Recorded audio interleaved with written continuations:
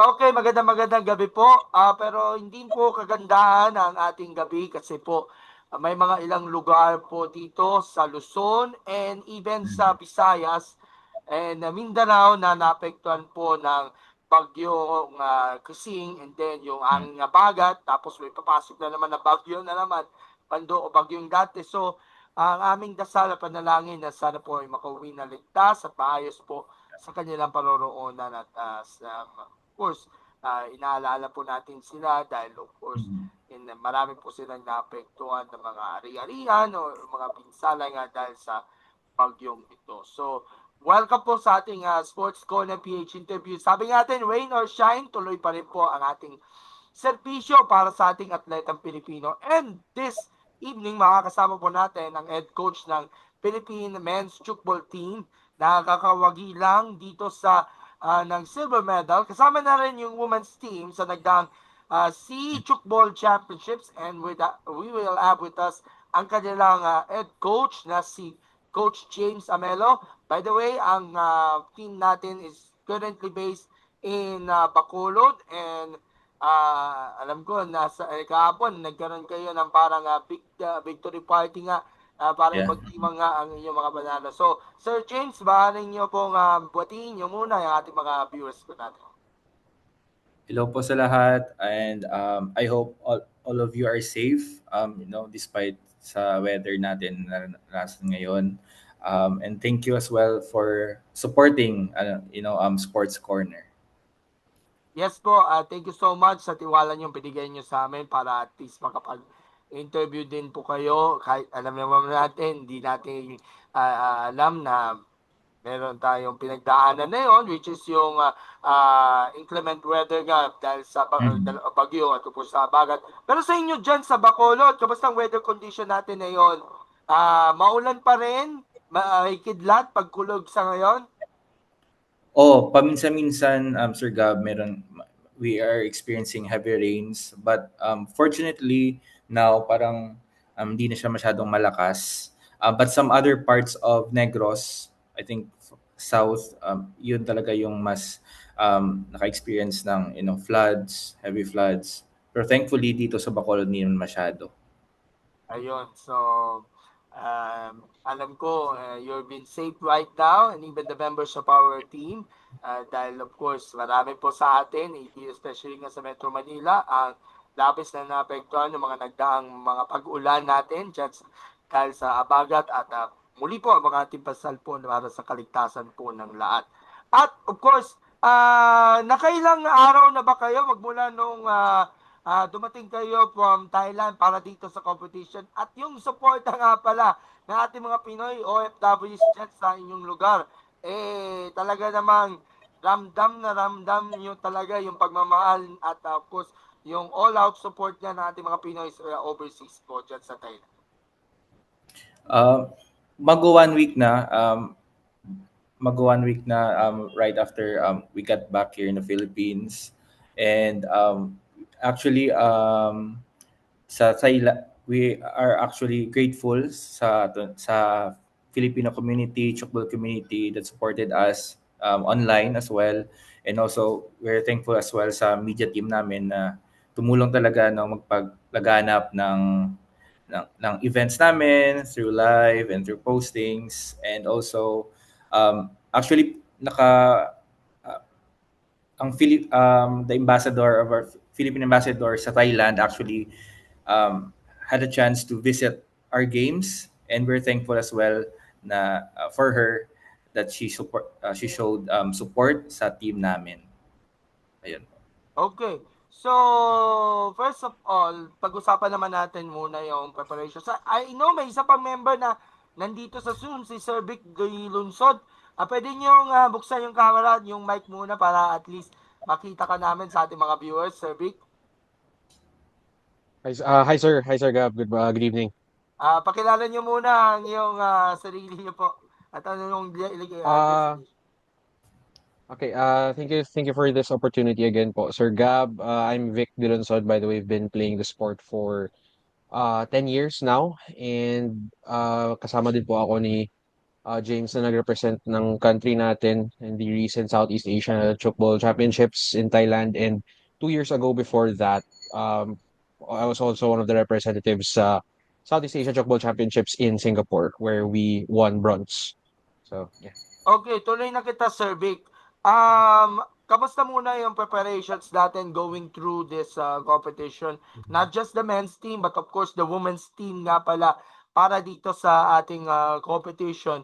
I think meron kayo mga, bukod sa mga veterans, meron kayo mga dinagdag na mga bagong salta, yung mga rookies ninyo para dito sa competition at mukhang sinusunod naman at gamay na gamay nga yung sistema pinagkalab sa inyo ng mga coaches upang at least na tumaas pa ang level of quality of competition ng ating team natin. Yes po, Sir Gab. There may mix po talaga ng mga veterans and hindi naman sila po rookies in a sense, pero less experienced lang po. Pero they've been competing as well internationally din po. And kahit we haven't been together as a team, let's say for like a long time, there's already a system na po na sinusunod namin na that would dictate yung mga practices namin, yung preparations namin, yung discipline namin. And when it comes to how our preparation was going into the competition, I can say that we were quite at a disadvantage since in the first place pahirapan po kasi ng maghanap ng court po dito sa Bacolod na pwede po namin magamit in a consistent schedule. Tapos yung yeah, pahirapan yung maghanap ng court dito. Thankfully, may nahanap din kami na consistent. And besides that, before this competition, we haven't really been training na consistently na training kahit walang competition. So ideally, if you're if a highly conditioned athlete ka, you would be training even though there's no competition. Pero during this competition, we trained lang siguro like a couple of months before the competition, and that ultimately put us at a disadvantage since we had to overcompensate nga sa frequency since we haven't been practicing as consistently before. So going into the competition, we were carrying a bit of couple of injuries from fatigue and of course the frequency din ng practices. So, but even though we were put at a disadvantage going into this competition, we were still able to get um, an excellent result. Of course, we almost beat the defending champions. Kulang na lang 7 points.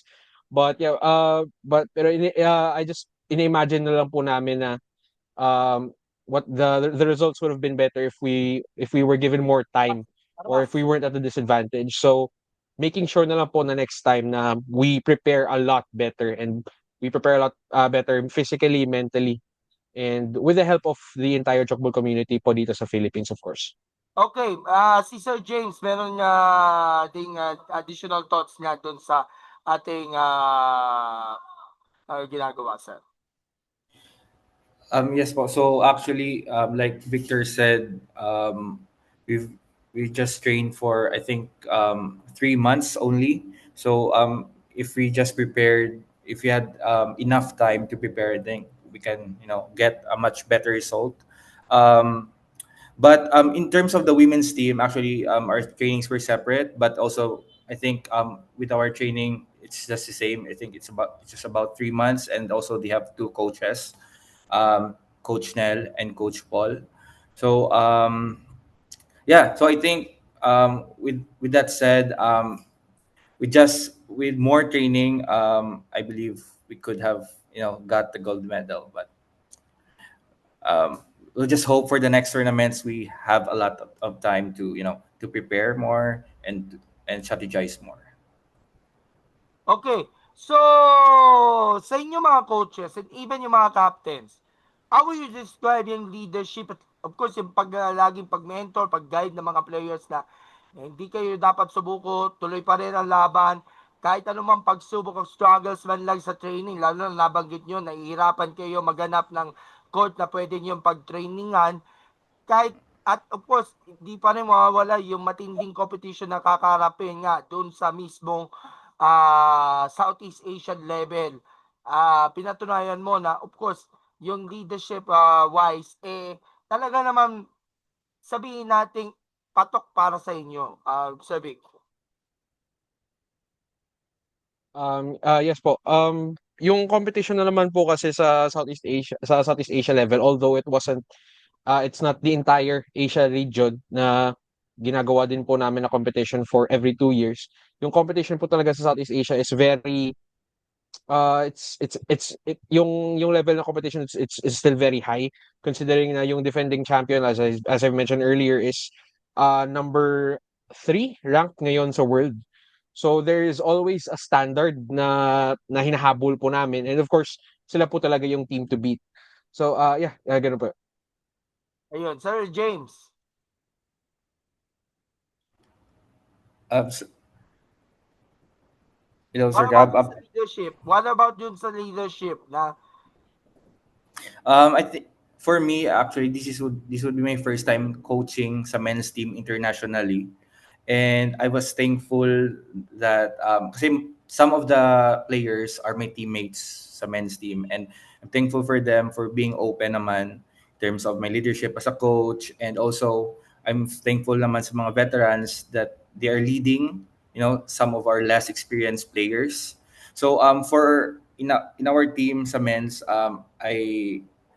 there's I believe our team chemistry is one of the essential things or one of the most important things na why did we why did we achieve getting the silver, and most importantly as well, the leaders, the veterans that step up, in like earlier before, like may mga problems kami sa courts and like finding courts and also sa game as well. But I think our team is very resilient. As a coach, yan yung talaga yung sinasabi ko sa kanila na we should be resilient in times of like even sa mga hardships, or if there are something na out of our control, we should just be resilient and fight back, because as Filipinos, that's actually yung attribute natin, na compared sa other foreign players, yan yung we stand by on being resilient. So yun po.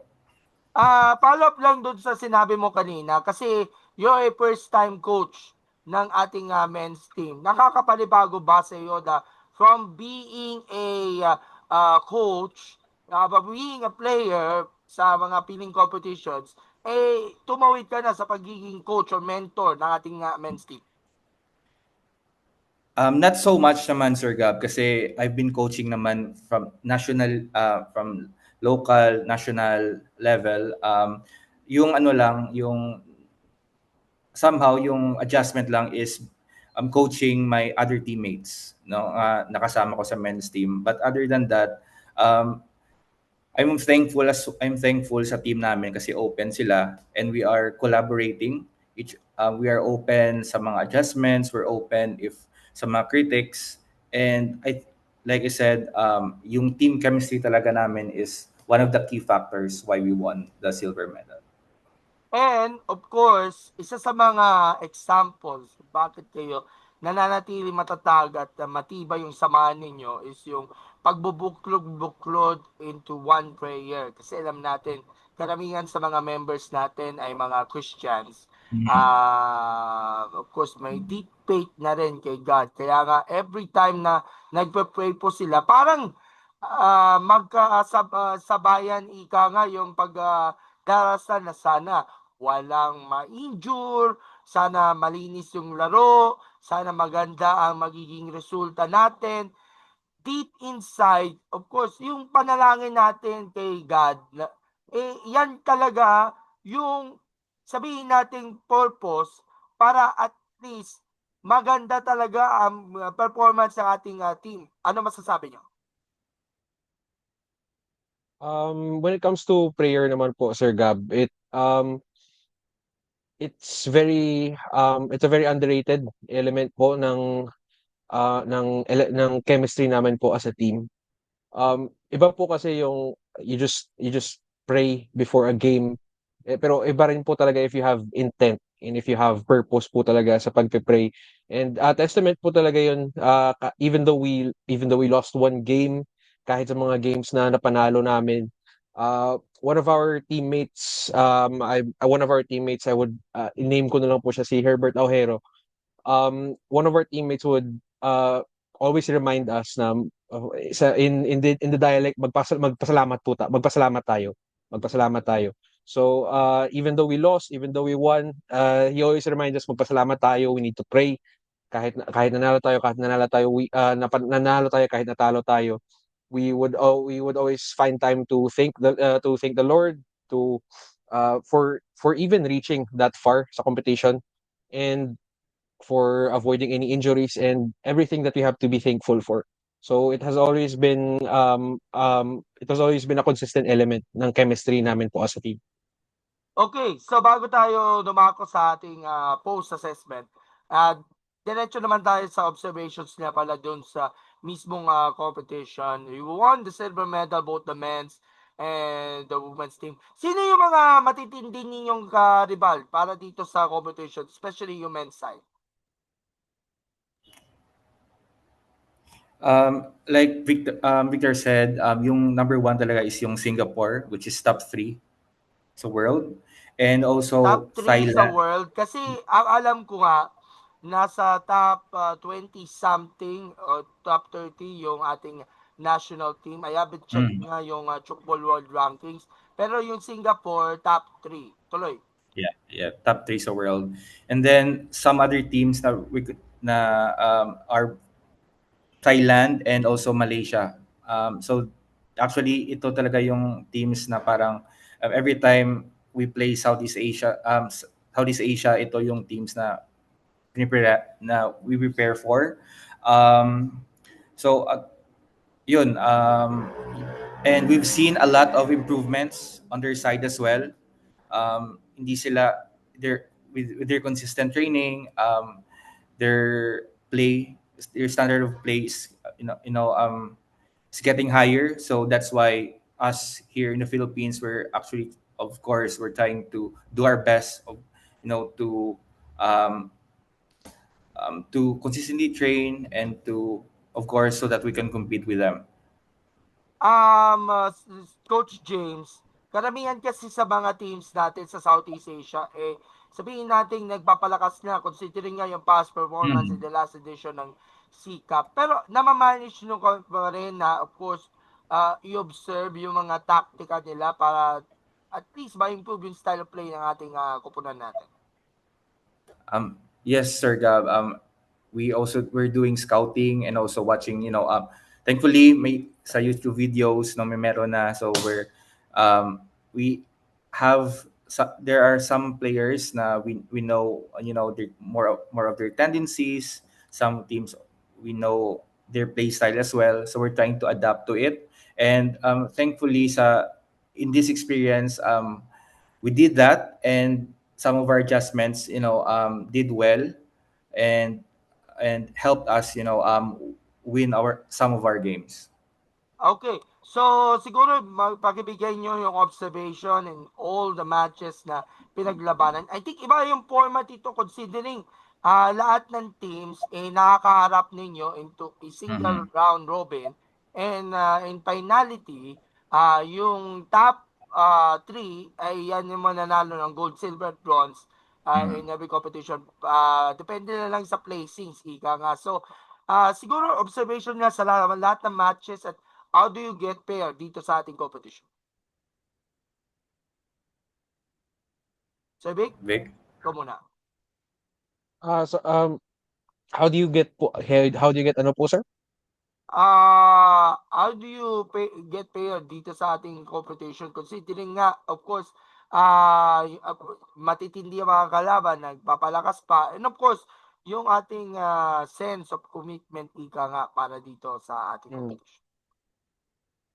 Okay, so the way we view yung mga kalaban po namin dito is, of course, as mentioned din po ni Coach James kanina, yung standard po we have scouting reports to observe yung mga kalaban namin, and it's yung relationship po namin kasi sa other countries and sa mga and sa mga other teams, it's not really parang rivalry talaga.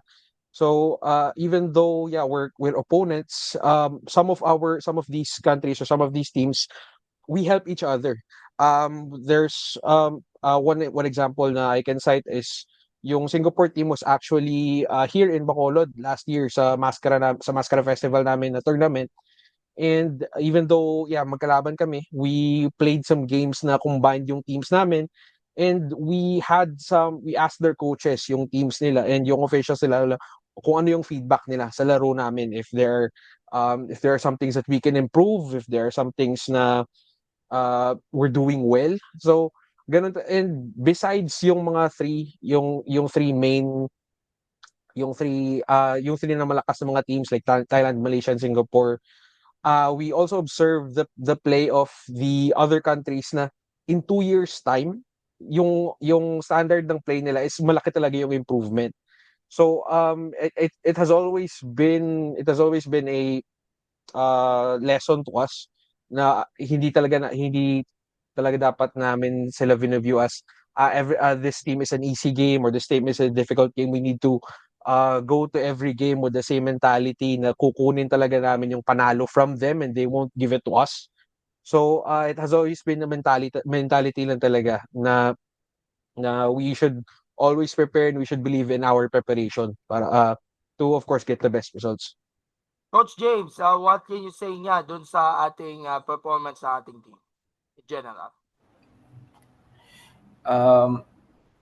I believe we did our best. We tried to give it our all. We're actually aiming for gold, but again, it's just a matter of our preparation. But I'm very proud of our men's and women's team. Because I believe that they put out their heart and soul sa tournament, and this was not an easy task because some of our players got injured. One of them is Victor. So Victor, he got injured on the last game on the first day. So on second day kulang na Mga kami. one man down, kuya. Yeah, one man down kami. But because again the resilience of our team, we believe on each other. We believe in each other, and also Victor as well. Encourage the young ones, to step up. Each of us encourage one another to step up, even if nakulangan kami. And with that said, I'm very proud of our performance. Yeah. Ayun. Going into this silver medal finish, both the men's team and the women's team, although hindi ko pa nakukuha yung side naman ng ating women's team, how would the medals na pinagkaloob sa iyo from the competition would open the eyes of the public na pwede tayo mag-chukball? Kasi nowadays, lumalawak na yung nasasakop itong chukball sa bansanan, and even the schools, whether sa Bacolod or nationwide, na isubukan nilang isama doon sa kanilang mga PE programs or makatulong man lang sa ating grassroots program. How would these silver medals could actually attribute sa ating chukball in general, Coach James? Well, actually, when we're preparing for this, I was telling the team that whatever result that we may have, we may get, this can impact, the future generations of chukball players. And I believe getting the silver medal, we can definitely say that us Filipinos have a chance in this sport. We can, we can excel in this sport, and I hope that schools or people from the field, as athletes can would I would encourage them to try this sport, since as Filipinos, we're very agile, we're athletic, and this sport can actually if they would just try, then maybe it can spark an interest to them, because each like like myself, at first I was not interested in sport, but eventually when I tried it, now I'm here coaching and also as well as playing. So I encourage them just to try, and let's see how that goes. Okay, linawin ko lang, Coach James, anong record natin? Ilang wins at ilang losses overall yung men's team natin during the C competition? For 5 wins, what? 4 wins, 1 loss. 4 wins, 1 loss. Okay, 4 wins saka 1 loss. Tapos yung Singapore. nag-gold, by the way, Singapore, no? Tama, tama, Opo, tama, sir. 5-0. Ika nga dito sa 5-0 sila. 5-0 unbeaten nga pala. Pero yung silver medal finish, sayang man lang yun. 4 wins, 1 loss. Isang panalo na lang, mananalo kayo ng gold. Do you think Tama. kailangan ba natin ng tamang improvement para at least ma-maintain ninyo ang inyong pagka-podium, umabot sa top 3, and hopefully by the next time we host nga itong by the next time na magkakaroon ulit itong C Championships, magpapa-gold ulit kayo. Yes, Sir Gab. Actually, you know, we're actually asking for support sa government namin if they can hear this, that they could provide, courts for us. Actually, that's one of the main challenges that we have in our team. Finding courts and consistent, because it can provide us consistency as well sa practices namin. And like we said before, before this meet, before that, if we only had um, a lot, preparation time, then definitely we would have a greater chance, getting the gold medal. But yeah, so that's why we're asking for support naman sa government namin, if they would, no, if they can hear this. Sir Vic, may dadagdag ka pa? Same concern lang po with same sentiments lang po with Coach James. Yung ano po kasi, yung training facility is something that has been um a problem sa sport namin for a couple of years now. Before we had a consistent venue, but of course, um a lot really changed nung nagka-pandemic. So, yung preparations and even the promotion of the sport itself, talagang nagka-trouble nung pandemic. So, ever since the pandemic, we haven't actually parang naka-recover. And I can say right now na yung mga players before, ganun pa rin yung mga players ngayon. So we're really looking to promote, we're really looking to promote in the grassroots level. And actually nga, I would be a lot prouder if hindi na nga ako naglalaro doon, if yung mga younger players na naglalaro doon. So same, echoing the same sentiments, yung training, yung ano lang talaga, the silver medal, we have a blueprint na po on how to get the gold medal. That's something I'm sure of. Pero it's not really we really need support. We really need support from, I don't know, private institutions, government, but we have the blueprint para makuha po namin yan. It's just that we need support. Linawin ko lang, Sir Vic, isa pang paglilinaw, ay yung Bacolod City Government, tinulungan din kayo para dito sa ating pagpunta nga ng team natin. Kasi considering nga, nagkukulang tayo ng funds para dito sa ating campaign. Pero of course, yung mga generous sponsors dyan na po.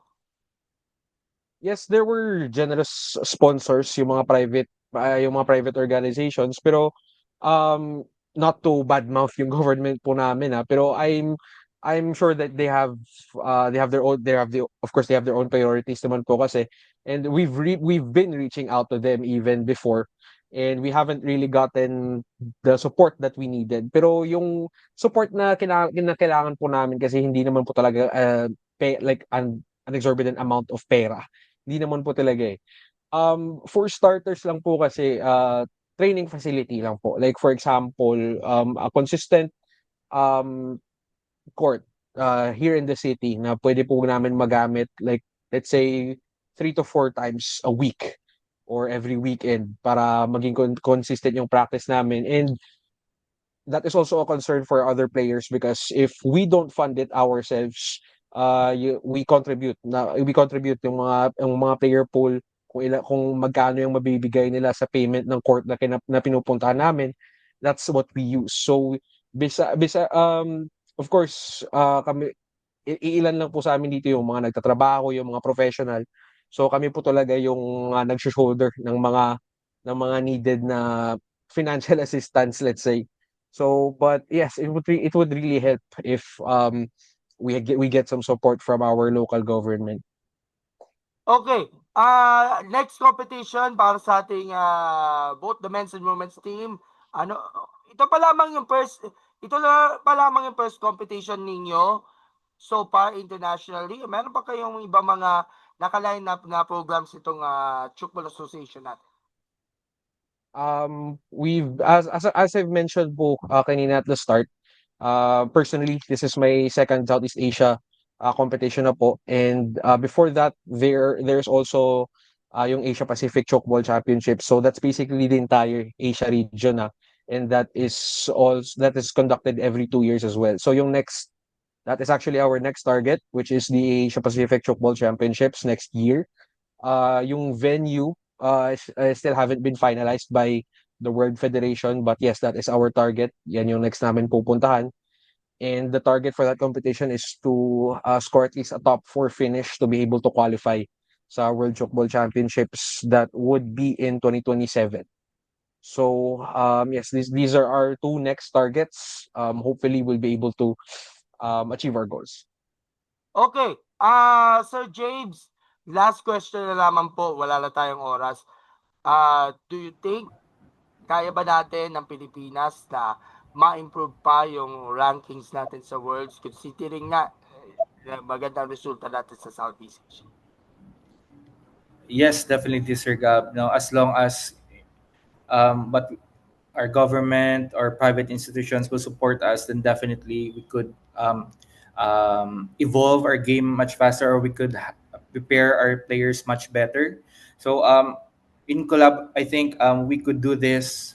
We wouldn't be able to do this without also the support coming from, again, government, private institutions. We would definitely need their help for us to place top 10 or even top 3 in the world rankings. We would really need, because based on my experience, and also talking with other players, um, those teams that belongs in the top 10 or top 3, actually their government, they are supported by their government, and with that said, and with that, I think, if we would have that privilege or that support, then definitely um, Philippine football would reach, better heights. All right. So thank you so much, and again congratulations to our national teams ng men's and women's, although hindi po nakarating ang ating women's side natin, pero it's okay. At least we get still the reactions na pala ng ating men's team with regards na sa pagkapalalo nyo dyan sa Southeast Asia Chukball Championships dyan po sa Thailand. Baka may gusto kayong pasalamatan as we end this interview. Unahin natin si Sir Vic. Of course, you would like to thank the Chokball Association of the Philippines for supporting us the whole entire way, even before kahit ngayon. And we'll never be able to reach this competition, yung mga panalo namin, without them. And for the private institutions that gave us support, gave us financial assistance to be able to compete outside of the country. And of course the Southeast Asia Federation as well. We would like to thank them as well for organizing this competition. And yes, so far ganun, yun pa lang po. Okay, Coach James, your final words po and pasasalamat. Okay, just to add on to Victor, we would like to thank, the parents as well that supported their children, the players to play this sport, football, and also the Chukball community that gave us support throughout the tournament, and to, of course, Sports Corner. Thank you so much for allowing us to share our story, um, our journey in the Southeast Asia Chukball Championships, and hopefully, sa sino man na nanonood nito, hopefully you will try. Chukball is played in Luzon, Visayas, and Mindanao. So if wherever you are, you can reach Chukball Association of the Philippines and just message us if you would like to learn Chukball, and we would let you know who's yung sinong coach yung makakatulong sa iyo on how to play this sport. Okay, so maraming salamat po to the both of you for gracing us in our session for tonight. Magkita-kita na lang po tayo mamaya, alas 12 na madaling araw, ang ating Midnight Blues with Papa Idol, Kuya Pabs, and yours truly, dyan po sa DCME 15:30 AM. Ang pag-uusapan natin, +1. Dahil, of course, birthday ko na bukas, syempre. Happy birthday, Sir Gab. Alright, Happy birthday, Sir Gab. salamat po sa inyong suporta and makakasa po rin Thank you po, thank you po. tuloy-tuloy pa rin ang suporta na rin ng ating team natin. Number 1, sa ating picture, number 1, photo opportunity. Number 1 po. Coach James, yan, 1, 2, 3. Yan. So thank you so much, gentlemen, and we'll see you around at makikipagkumustahan ulit soon, and again, congratulations on your silver medal linings diyan po sa Thailand. Bye-bye! Maraming salamat po! God bless! Hi, Sir Thank you po, Gab. maraming Thank you so salamat po. much. God bless po. Thank you po. Thank you.